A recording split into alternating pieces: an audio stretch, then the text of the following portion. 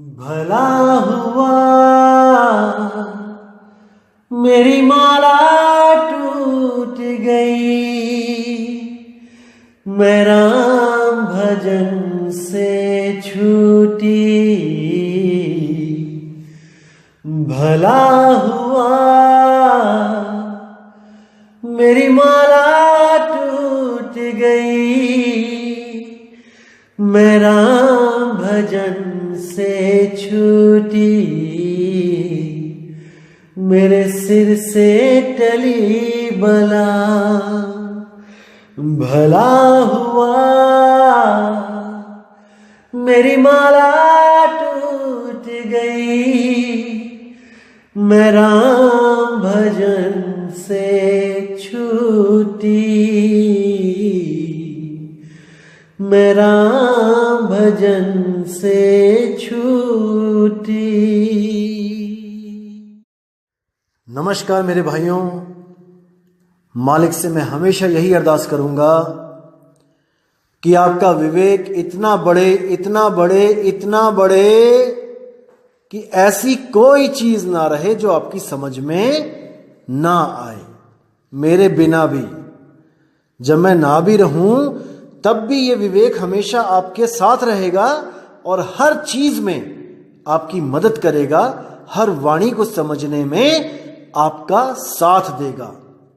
इसलिए मैं केवल यही चाहता हूं कि आप सब मेरे भाइयों का विवेक इतना बढ़ जाए कि कोई भी जो आज के संत महात्मा जो आपने देखे हैं, जो केवल भ्रमित करके आप लोग का गलत यूज करते हैं, वो ये काम ना कर पाए। आपको कोई भ्रमित कर ही ना पाए वाणियों का नाम लेके। मैं ऐसा भेदी बना देना चाहता हूं आपको कि हर चीज आपके पास हो, हर चीज आपको पता हो। क्योंकि मार्केट में जब भी कुछ लेने जाया जाता है तो उस चीज के बारे में पूरी नॉलेज होनी चाहिए, ताकि आप धोखा ना खा जाओ। जैसे आप किसी छोटे बच्चे को मार्केट में आपने भेजा भिंडी लाने के लिए, तो वो दुकान पे जाके कहीं पे भी लेगा भिंडी, तो दुकानदार कभी नहीं कहेगा कि हमारी भिंडी जो है खराब है, हमारे पास जो सब्जी है वो भिंडी खराब है। नहीं, वो कहेगा ले जा, बढ़िया है, अच्छी है। लेकिन बच्चे के पास परख ना हो तो वो क्या करेगा? वो ज्यादा से ज्यादा क्या करेगा? वो देखेगा कि यहाँ पे छोटा साइज पड़ा है और इधर बड़ा साइज पड़ा है और बड़ा ही अच्छा होता है। बड़ी बड़ी भिंडी लेके आएगा, कराड़ी सी। क्योंकि हमारे दिमाग में आज तक यही बात डाली गई है कि जो ज्यादा है वो अच्छा है। कम को तो हम लोग सोचते ही नहीं कि हमें कुछ कम मिले, हर चीज में ज्यादा ज्यादा ज्यादा। कोई समोसा भी देगा हमें तो हम चुन लेंगे कि कौन सा वाला बड़ा पीस है। कोई रसगुल्ला खिलाएगा, 4 प्लेट 5 प्लेट होंगी तो बड़े वाला देखेंगे, बड़ा वाला कौन सा है। इसी तरह बिना परख के वो बड़ी बड़ी भिंडी जब घर लेके चला जाएगा तो उसकी मम्मी डांटेगी उसको कि भाई ये क्या लेके आ गया, ये तो खराब है, ये तो कटेगी भी नहीं। अरे भाई, भिंडी जब लाते हैं तो मीडियम साइज की या छोटे साइज की लेके आते हैं, तो ये भेद कौन बताएगा? अरे मां ने ही तो बताना था। अगर बिना भेद बताए, उसके बारे में बिना उसकी पहचान बताए अगर मार्केट में भेज दोगे बच्चे को तो वो लुट के ही आएगा ना। इसी तरह मैं केवल ये चाहता हूं कि आपको हर चीज का भेद पता होना चाहिए, क्योंकि संत मत की मार्केट भी बहुत बहुत ज्यादा टिपिकल है भाई। इतना आसान मत समझ लेना इसको कि जैसे कहते हैं अरे कहीं भी जुड़ जाओ, अरे कोई भी नाम ले लो, अरे कोई भी गुरु धारण कर लो, होना चाहिए बस गुरु। अरे नहीं भाई, केवल और केवल सतगुरु होना चाहिए, और जिसके पास सतनाम हो वो गुरु धारण करो। सतगुरु सोई सतनाम बतावे, और बाकी गुरु कोई काम ना आवे। और जो लोग ये सोच के बैठे हैं कि सतनाम कोई मंत्र है, ओम सोहम मंत्र को सतनाम बना के बैठे हैं, वो अभी बहुत बड़े भ्रम में है। और उनका भ्रम परमात्मा करे जल्दी इस भ्रम से बाहर निकले और सत्य से रूबरू हों। अरे भाई, ओम काल का नाम है, सोहम परमात्मा का नाम है नहीं, तो फिर वो सतनाम कैसे हुआ? सतपुरुष का ही तो सतनाम है। अरे सत श्री अकाल का नाम ही सतनाम है, इसको समझो। तो मेरे भाई आज बात करेंगे कबीर साहब की एक बहुत ही प्यारी वाणी है, उस वाणी पे खुलासा करेंगे वाणी का, और जो आज तक आपको भ्रमित किया गया है उस वाणी के नाम पे, आज उसको बिल्कुल सही कर देंगे। एक एक चीज क्लियर हो जाएगी कि वाणी कहती क्या है। तो पहले वाणी का नाम जानेंगे क्या है। वाणी है साधो ये मुर्दों का गांव। कबीर साहब की बहुत प्यारी वाणी है। तो क्या कहती है वाणी? साधो ये मुर्दों का गांव। कबीर साहब कह रहे हैं कि जिस गांव में हम लोग रह रहे हैं, हम लोग वो नहीं, जहां पे हम लोग रह रहे हैं, ये 3 लोग का जो गांव है ये मुर्दों का गांव है। यानी कि यहां पर लाशें रह रही हैं। जहां पे भी आप नजर मारोगे आपको एक जिंदा लाश दिखाई देगी। जिंदा लाश का मतलब क्या है कि एक शरीर दिखाई देगा जो है तो लाश, लेकिन केवल और केवल जीव के सटे होने के कारण, उस आत्मदेव के सटे होने के कारण ये आपको जीवित दिखता है कि जैसे ये जिंदा है। देखो सांस ले रहा है, देखो चल रहा है, देखो पलके झपक रहा है, देखो खा रहा है, पी रहा है। ये लाश केवल तब तक जिंदा है भाई जब तक आत्मदेव का साथ है, जब तक सुरती में इसमें खेल रही है। और जैसे ही सुरती निकल जाएगी ये एक लाश की ढेरी जमीन पे गिर पड़ेगी। तो क्या कहते हैं? साधो ये मुर्दों का गांव, पीर मरे पैगंबर मरी हैं जिंदा जोगी। कि बड़े बड़े पीर औलिये यहां पे आए, बड़ा बड़ा प्रचार किया उन्होंने, बड़ी बड़ी संगतें इकट्ठी करी, लेकिन वो भी मारे गए, कोई नहीं बचा। पीर मरे पैगंबर मरी हैं जिंदा जोगी। ऐसे ऐसे जोगी, भोले शंकर जैसे, पतंजलि योगी जैसे बड़े बड़े ऋषि मुनि जो योग करते थे, श्वासों की साधना करते थे, श्वासों को रोकते थे ताकि श्वासा खर्च कम हो और हमारी उम्र बहुत लंबी हो जाए, तो वो भी नहीं बचे। वो भी सब इस दुनिया को छोड़ के अपने अपने धाम को चले गए। फिर कहते हैं राजा मरी हैं, प्रजा मरी हैं वैद और रोगी। क्या राजा, क्या प्रजा, क्या डॉक्टर, क्या मरीज, सब के सब मरेंगे, सब मरेंगे, क्योंकि ये साधो ये मुर्दों का गांव, ये गांव ही मुर्दों का है भाई। यहां पर अगर कोई सोचता है कि मैं जीवित हूं या मैं जीवित रहूंगा, तो ये एक भ्रम है भाई, सपना है, बहुत जल्दी टूटने वाला है। इसलिए इस सपने के टूटने से पहले पहले उस सत्य को जान लो, ताकि जब ये सपना टूटे तो तुम्हारी सुरती उस सत्य में समा जाए, उस सतनाम में समा जाए, उस सतपुरुष में समा जाए, उस सार शब्द में समा जाए, जिससे आपको दोबारा किसी सपने में ना जाना पड़े। नहीं तो आपको बार बार यही सपना आएगा और बार बार एक जीवन में आओगे और बार बार मर के महादुख पाओगे। तो इसको समझो। आगे क्या कहते हैं?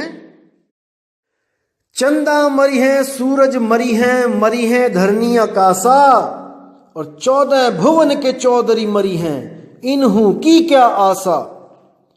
यानी कि चंदा, सूरज, ये जितने भी हैं, धरती, आकाश, ये सब ये एक दिन खत्म होंगे, क्योंकि ये एक दिन ऐसा था जब नहीं थे, और जो पैदा हुआ है वो उसका तो नाश होना ही होना है। केवल आत्मदेव के सिवा हर चीज पैदा होती है भाई। ये ब्रह्म भी पैदा होता है, निराकार भी पैदा होता है। उस आत्मदेव के अलावा हर चीज मरेगी, कोई बचाने वाला नहीं है। साइंस भी कहती है कि धीरे धीरे धीरे चांद और सूरज, ये सब इनकी उम्र घट रही है। एक दिन ऐसा आएगा जब ये भी नहीं होंगे। कई अरबों खरबों तारे जो कभी अस्तित्व में थे आज वो नहीं हैं। कई ऐसे डायनासोर, ऐसे प्राणी जो यहां पे धरती पे थे आज वो नहीं हैं। धीरे धीरे धीरे हर चीज बदल जाती है, हर चीज खत्म होती है, सिवाय आत्मदेव के। वो अजन्मा है, वो शाश्वत है, उसकी खोज करनी है। फिर कहते 14 भुवन के चौधरी मरी हैं, इन्हू की क्या आशा। 14 भुवन के चौधरी कौन? 7 स्वर्ग और 7 नरक। इन 14 भुवन के चौधरी ये भी एक दिन मरेंगे। इनकी क्या आस करूं मैं? नहीं, साधो ये मुर्दों का गांव, साधो ये मुर्दों का गांव। अब कहते हैं 9 हूं मरी हैं, 10 हूं मरी हैं सहस 88 और 33 कोट देवता मरी हैं बड़ी काल की बाजी। 9 हूं मरी हैं यानी कि 9 अवतार जो दुर्गा माता के थे, 9 शक्तिपीठ। ये भी कहते हैं कि ये भी इस दुनिया में आए, अपनी लीला रची और इस दुनिया को छोड़ के चले गए। वो भी नहीं टिक पाए हमेशा के लिए। आज उनकी केवल मूर्तियां हैं, वो नहीं हैं। 10 हूं मरी हैं, जो 10 अवतार हुए हैं वो भी एक दिन मरेंगे। सब आए यहां पर, अपनी अपनी लीला रची और यहां से सब चले गए। 9 हूं मरी हैं, 10 हूं मरी हैं सहस 88। सहस 88 ऋषि मुनि आए, वो भी अपना अपना कर्म करके इस दुनिया से चले गए। आगे कहते हैं 33 कोट देवता मरी हैं और बड़ी काल की बाजी। आप गीता का जो 11वां अध्याय पढ़ेंगे, उसमें जब विराट रूप दिखाया गया अर्जुन को, तो उसमें देखिए क्या लिखा है। अर्जुन कहता है, हे महाराज, आपके बड़े बड़े दांत, बड़ी बड़ी आंखें, मुंह खुला हुआ, इनको देख के मैं भयभीत हो रहा हूं महाराज, मुझ पर दया करो, आप कौन हो? तब वो बोला कि मैं कालों का काल महाकाल हूं। और अर्जुन जब वहां पे गवाही देता है कि मैं आपके मुंह के अंदर बड़े बड़े ऋषि मुनियों को, देवी देवताओं को प्रवेश करता हुआ देख रहा हूं और आप उनके सिरों को चूर्णित कर रहे हैं, चूरा बना रहे हैं, खा रहे हैं। तो उसी की गवाही देते हुए कबीर साहब यहां पे लिख रहे हैं कि 33 कोट देवता मरे हैं और बड़ी काल की बाजी। वो जो काल है वो किसी को नहीं बख्शता। यहां पे कोई भी अमर नहीं है, नहीं है, नहीं है। अगर कोई अमर होता तो आज भी वो यहां पे हमें दिखाई दे रहा होता। युगों युगों से कोई भी अमर नहीं हुआ। हां, एक काम जरूर हुआ है कि उम्रें लंबी हुई हैं। कुछ लोग आप देखोगे जो द्वापर में भी दिखेंगे आपको कहानी में, और त्रेता की कहानी में भी आपको दिखाई देंगे, जैसे परशुराम हैं। तो ये लोग सिद्ध साधक होते थे और ये लोग जो हैं ये वैज्ञानिक होते थे, ये केमिस्ट्री पे बिलीव रखते थे और इन्होंने कुछ तत्वों के द्वारा उनकी जो एटॉमिक संरचना होती थी उस पे वो लोग रिसर्च करते थे और उनके द्वारा लिखे हुए बड़े बड़े ग्रंथ आज भी यहां पे मौजूद हैं। कोई अमेरिका ले गया, कोई जापान ले गया और वो लोग इस पे सर्च कर रहे हैं, रिसर्च कर रहे हैं। मुझे एक भाई मिला, जब मैं भ्रमण पे था, तो आगरा का रहने वाला है वो, और वो मरकरी पे रिसर्च कर रहा है कि मरकरी के द्वारा ऐसा केमिकल बना रहा है वो, जिसको यूज करने के बाद जितनी उम्र मरकरी की होती है उतनी ही उम्र इंसान की हो जाएगी। लगे हुए हैं सब। ऋषि मुनियों ने सोने के साथ, सोने का उसको जला के भस्म बनाया और उससे वो कई कई युगों तक जीवित रहे, कई कई सालों तक, हजारों वर्षों तक जीवित रहे। तो ये सब केमिस्ट्री है भाई। ये शरीर भी तत्व है, केमिकल से बना है, और वो भी तत्व है, केमिस्ट्री से रिलेटेड है। तो वैज्ञानिक तौर पे वो लोग कई कई हजार साल रहे, लेकिन अमर यहां पे कोई नहीं हुआ, कोई नहीं हुआ। लेकिन आत्मा सबकी अमर है। एक चूहे की, बिल्ली की, कॉकरोच की भी अमर है भाई। उसको कोई नहीं मार सकता, उस जीव को कोई नहीं मार सकता। वो हमेशा के लिए जीवित है। बस भ्रम है उसको कि हाय मैं मर गया, बस भ्रमता फिर रहा है। उसी भ्रम को तोड़ने के लिए सतगुरु बंदी छोड़ इस दुनिया में आते हैं और अपना नाम नहीं जपवाते कि मेरी पूजा करो, जैसे बाकी जितने भी आते हैं यहां पे सब यही कहते तू मेरी शरण में आ जा, तू मेरी शरण में आ जा। कृष्ण जी भी अर्जुन को जब ज्ञान देने लगे तो 3रे अध्याय में उन्होंने बोला कि हे अर्जुन, जो आत्मा में स्थिर हो जाता है, जो आत्मा में आनंद लेता है, उसके लिए कोई कर्तव्य नहीं है, कोई पूजा पाठ व्रत नेम, कोई यज्ञ तप कुछ नहीं है। अरे वो तो स्वयं ही मुक्त है। लेकिन जब देखा कि अर्जुन नहीं समझ पा रहा है इनको, तो उनको ये बोलना पड़ा कि तू मेरी शरण में आ जा। अगर तू आत्मज्ञान को प्राप्त नहीं कर पा रहा है, तू मेरी शरण में आ जा, मैं तुझे अपने लोक को ले चलूंगा, ब्रह्मलोक को ले जाऊंगा मैं। वहां पे कुछ समय बिताने के बाद तुझे वापिस इस दुनिया में आना पड़ेगा, लेकिन कुछ तो ऐश्वर्य भोगेगा ना भाई मेरे लोक में, क्योंकि वो उसका बहुत प्रिय था। इसलिए जो आत्मज्ञानी होता है वो किसी लोक में नहीं जाता है, वो अपनी आत्मा में स्थित हो जाता है। समझो इस चीज को। साहिब कहते हैं लोक अलोक शब्द है भाई, और जिन जाना तिन संशय जाई। वो लोक अलोक वो शब्द ही है।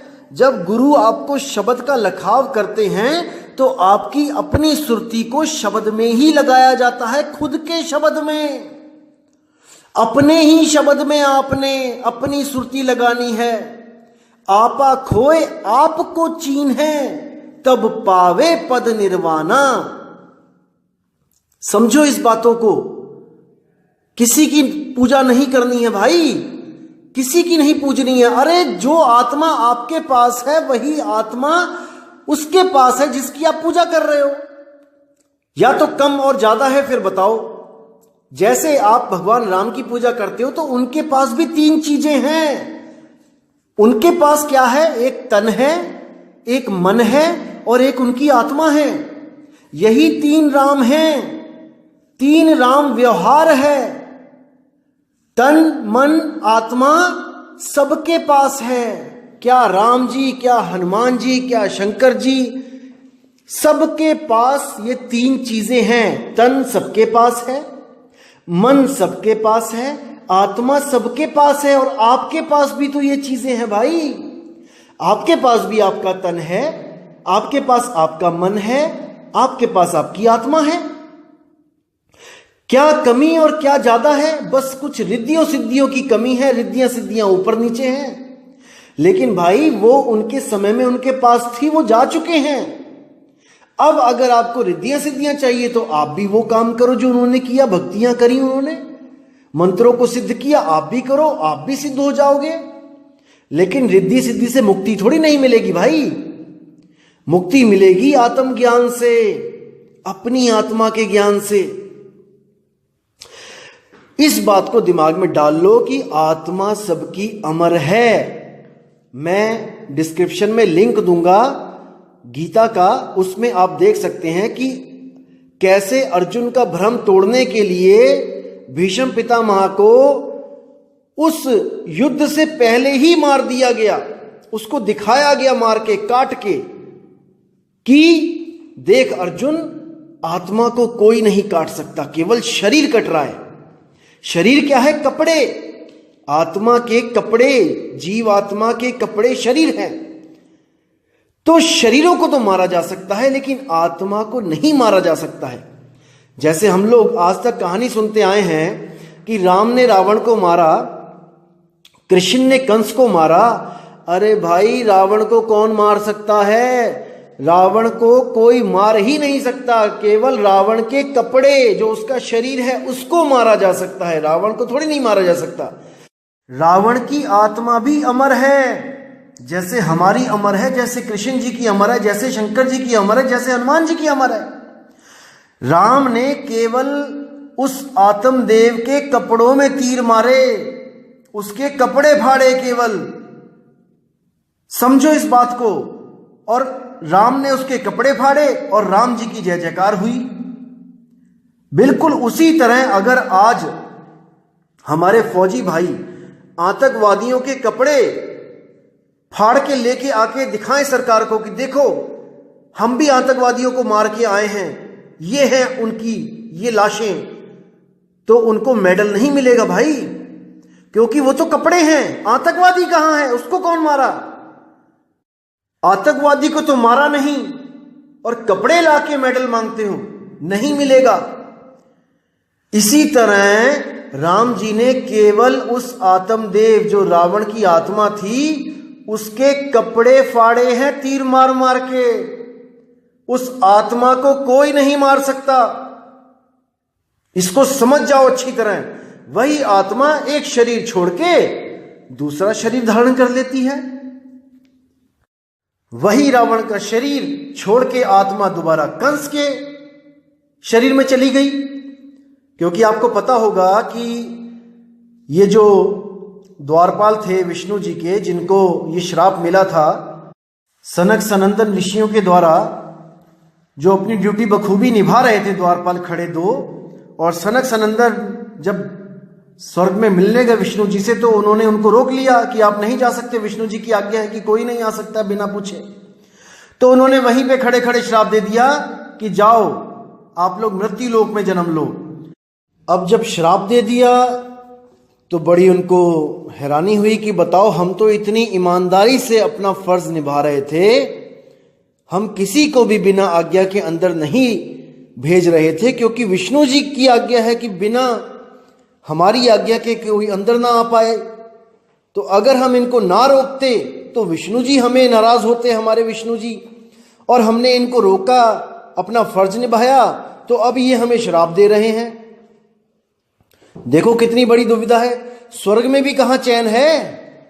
आप सोच रहे हो कि स्वर्ग चला जाऊं, अरे स्वर्ग में आपको द्वारपाल बना दिया जाए और बिना किसी कसूर के अपनी ड्यूटी सही से निभाने के विपरीत उसके फल रूप में आपको श्राप मिल जाए, तो क्या करना है ऐसे स्वर्ग का। हमने क्या करेंगे ऐसे स्वर्ग का भाई, जहां खड़े खड़े ही हमें धक्का दे दिया जाए कि जाओ जमीन पे जाओ और वहां पे राक्षस बन जाओ।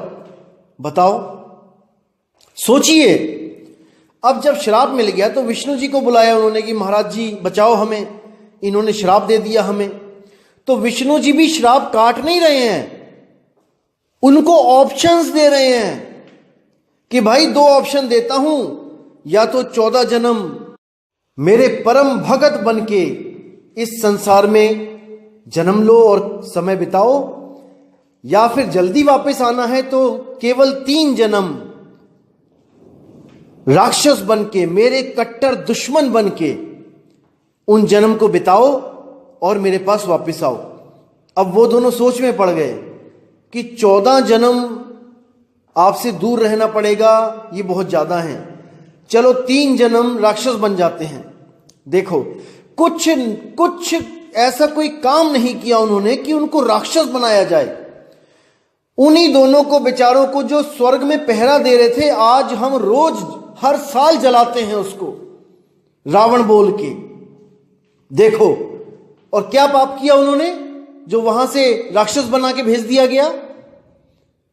कोई विचार नहीं कर रहा है, सब लगे हुए हैं बस एक दूसरे के पीछे। जो हमारे पुरख करते आए, हमारे दादा परदादा करते आए, वही हम करते आ रहे हैं। अरे उनका कसूर तो बता दो, ड्यूटी निभाना क्या कसूर है। आप ही अगर किसी अपनी आप कंपनी या अपने घर में अगर पहरेदार रखते हो और वो किसी भी ऐरे गैरे को अंदर भेज देता है बिना पूछे, तो आप नाराज होगे कि नहीं होगे। जब आप एक इंसान होके नाराज होगे तो वो तो भगवान विष्णु है भाई, उसकी सिक्योरिटी देखो कितनी होगी टाइट। यहां पे एक छोटा सा मंत्री होता है, उसकी सिक्योरिटी इतनी टाइट होती है कि बिना आई कार्ड के, बिना पास के अंदर नहीं जा सकता कोई। तो वो तो भगवान विष्णु का घर है भाई। वहां पे अगर सनक सनंदन को रोक लिया तो क्या गुनाह कर दिया। लेकिन नहीं, श्राप देना है और भेज दिए यहां पे मृत्यु लोक में राक्षस बना के। आज तक जला रहे हैं उन बेचारों को। क्या मिल गया उनको स्वर्ग में जाके।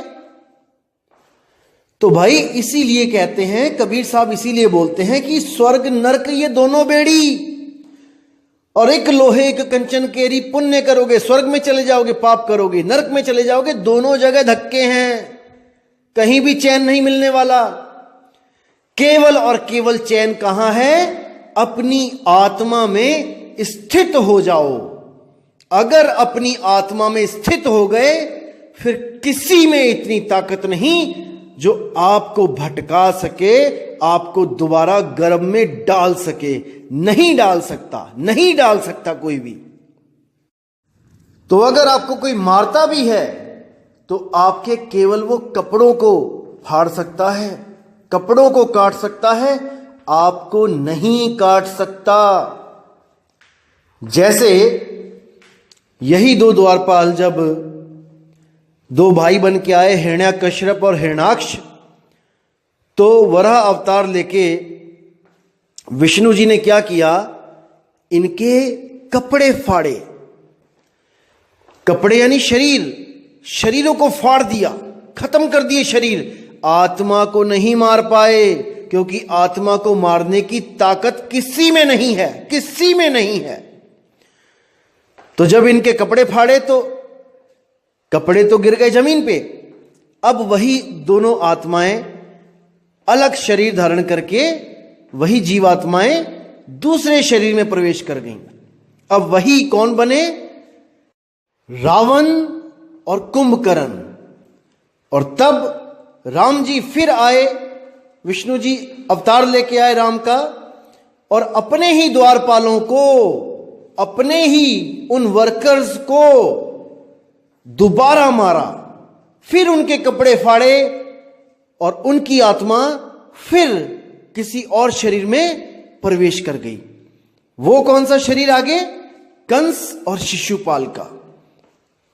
युग चेंज हुआ, वही आगे कंस और शिशुपाल बन के आ गए, और फिर कृष्ण अवतार लेके उन्होंने फिर उनके कपड़े फाड़ दिए।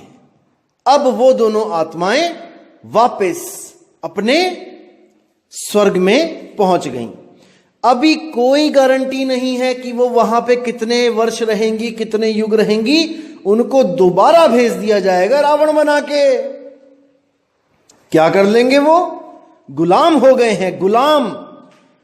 दोस्तों, गुलाम नहीं है हम सोहम सत्य कबीर हैं।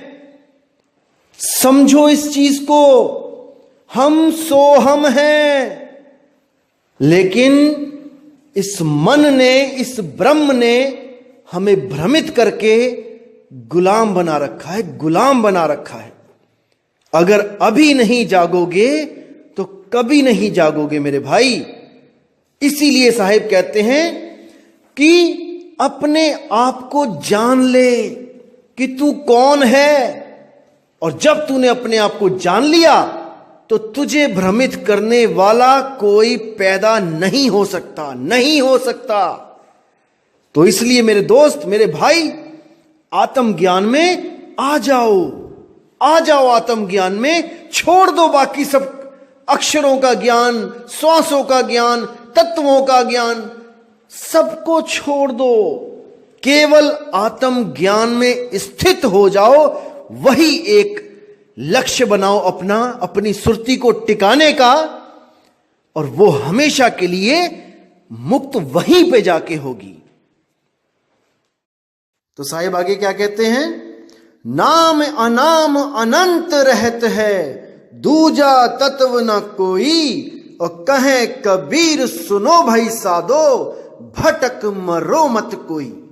तो साहिब साफ कहते हैं कि नाम अनाम, कि वो जो नाम है जो अनंत रहता है, जिसको सत नाम कहते हैं, जिसको परमात्मा का नाम कहते हैं, जिसको बाबा नानक कहते हैं नाम बिना सब कूड़ पसारा। उस नाम के बिना सब कूड़ है, हर चीज कूड़ है, हर चीज का नाश हो जाएगा। केवल नाम अमर है। इसलिए बोला जाता है राम से बड़ा राम का नाम। राम चले गए लेकिन राम का नाम हमेशा हमेशा रहेगा। इस वाले राम का नाम मत समझ लेना जो ये 52 अक्षर वाला है, ये नहीं वो राम का नाम। ये तो तब खत्म हो जाएगा जब पढ़े लिखे इस दुनिया से चले जाएंगे। अनपढ़ होंगे तो वो तो राम भी नहीं जानते कि राम कैसे लिखा जाता है। ये जो नाम है ये पढ़े लिखों का मतलब का नाम है। ये जो पढ़ गया वो राम राम कर रहा है। जिसने पढ़ लिया किताबों में से राम, उसने निकाल के जपना शुरू कर दिया। जो पढ़ ही नहीं सकता, उसके सामने पूरी रामायण रख दो, उसको बोलो कि राम का नाम ढूंढ के दिखाए कि कहां पे लिखा है, नहीं ढूंढ पाएगा वो। तो भाई ये वो राम का नाम नहीं है जिसके लिए साहिब कहते हैं कि नाम अनाम अखंड रहत है। वो नाम क्या है? वो आत्म तत्व है, वो आत्म तत्व है। तो साहिब कहते हैं नाम अनाम अनंत रहत है, दूजा तत्व न कोई। उस आत्म तत्व के अलावा जितने भी तत्व हैं वो सब खत्म हो जाएंगे, क्योंकि उन्हीं तत्वों से तो शरीर बने हैं मेरे भाई। राम जी का शरीर, हनुमान जी का शरीर, कृष्ण जी का शरीर, मेरा शरीर, तेरा शरीर, सबका शरीर उस 5 तत्व से बने हैं और वो अविनाशी नहीं है। इसको समझना है, वो अविनाशी नहीं है, इसलिए वो पूजा योग्य नहीं है। अविनाशी है आत्मा।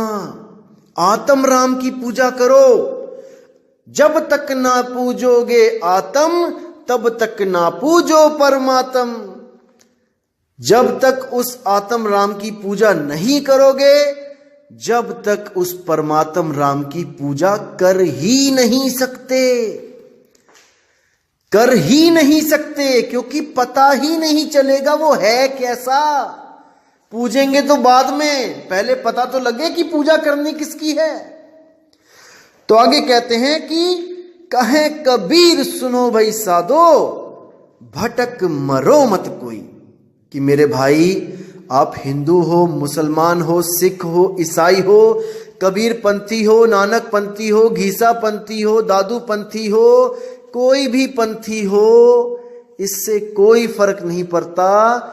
सत्य सबके लिए एक है, सत्य एक है। कोई ये ना सोच के बैठे कि कबीर पंथी अपने आप को ऊंचा होने के लिए हम लोग को नीचा बता रहे हैं। नहीं मेरे भाई, वो नाम आपका भी अखंड है, वो नाम मेरा भी अखंड है, लेकिन हमने उस नाम को प्राप्त करना है, ना कि ओहम सोहम को जपना है। समझो इन बातों को। एक जन्म मिला है मेरे भाई, अगर इसमें नहीं विवेक लगाया तो 84 लाख में भ्रमण करना पड़ जाएगा, इतना समझ लो। तो इसलिए मैं कह रहा हूं मेरे दोस्त, मेरे भाई, कि हमने उस तत्व को ढूंढना है जो अनंत रहता है। नाम अनाम अनंत रहत है। इसको आप ऐसे मान के रखो कि आत्म तत्व अनंत रहत है, दूजा तत्व ना कोई। कहे कबीर सुनो भाई साधो, भटक मरो मत कोई। वो अनाम है, नाम अनाम, उसका कोई नाम नहीं है। कोई कहे कि उसका नाम ओम सोहम है तो नहीं है, कोई कहे कि उसका नाम कृष्ण या कबीर है तो नहीं है, कोई कहे उसका नाम नानक या दादू है, नहीं है, उसका कोई नाम नहीं है, लेकिन उसके ही सारे नाम हैं। इसको जानो, इसको समझो, क्योंकि हम लोगों ने उस तत्व के अनंत नाम रख दिए हैं। अरे कृष्ण कबीरा एक हैं, कहन सुनन में दो, और दो करके वो जानते जिन्हें सतगुरु मिला ना हो। वो सतगुरु जब मिलता है वो आत्म ज्ञान देता है। कृष्ण में भी आत्मा है, राम में भी आत्मा है, मुझ में भी आत्मा है, आप में भी आत्मा है।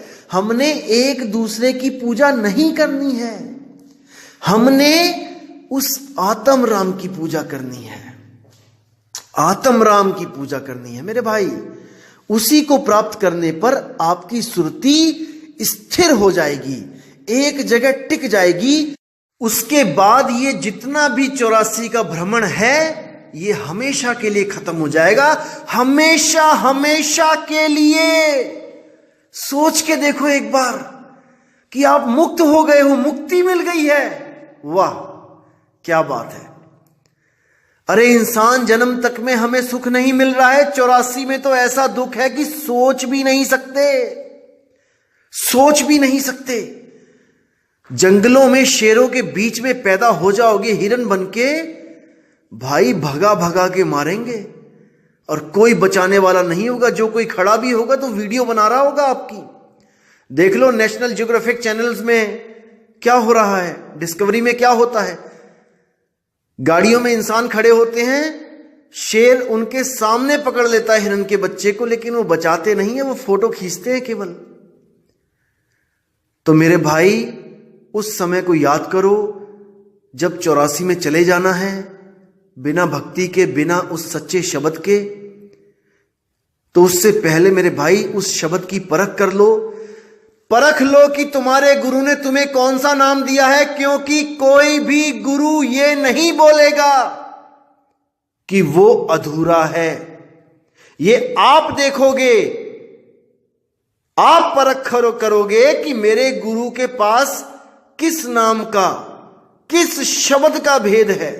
क्या 5 नाम है, क्या 3 नाम है, या 1 नाम भी है तो क्या वो बोलने वाला है? 52 अक्षर नाम है जो तब पैदा हुआ है जब ये 52 अक्षर पैदा हुए हैं। तो मेरे भाई कल्याण नहीं होगा, नहीं होगा। ऐसा नाम चाहिए जो अनाम है, अनंत है, अनादि है। ये दुनिया भी नहीं बनी थी तब भी वो नाम था। उस नाम की बात करते हैं संत महात्मा, उसको जानना है। तो दोस्तों मैं पूरा विवेक आपको देना चाहता हूं, हर चीज आपको क्लियर करना चाहता हूं कि कोई भी अधूरा गुरु आपको भ्रमित ना कर पाए, आपकी जिंदगी के साथ खिलवाड़ ना कर पाए। ये खुद तो घूमते हैं हवाई जहाजों में आपके पैसों से और आपको फेंकते हैं 84 में, क्योंकि मरने के बाद आप इनका कुछ नहीं बिगाड़ पाओगे। जीते जी पकड़ो इनको, जीते जी अभी पकड़ो इनको कि ये कितने पानी में है, ये कितने ज्ञानी है, ये किस शब्द के भेदी हैं। अभी पकड़ो इनको, तुम एक बार निकल जाओगे शरीर से, मौत हो जाएगी, इनका कुछ नहीं बिगाड़ पाओगे मेरे भाई। अभी इनको आईना दिखा दो कि तुम क्या नाम लेके गुरु बने हुए हो। अभी मौका है, फिर नहीं मिलेगा। तो दोस्तों इसी के साथ मैं विदा चाहूंगा और मैं परमात्मा से अरदास करूंगा कि आपको इतना विवेक दे, इतना विवेक दे कि कोई आपको मूर्ख ना बना पाए। अरे बहुत बन लिए, युगों युगों से बनते ही आ रहे हैं।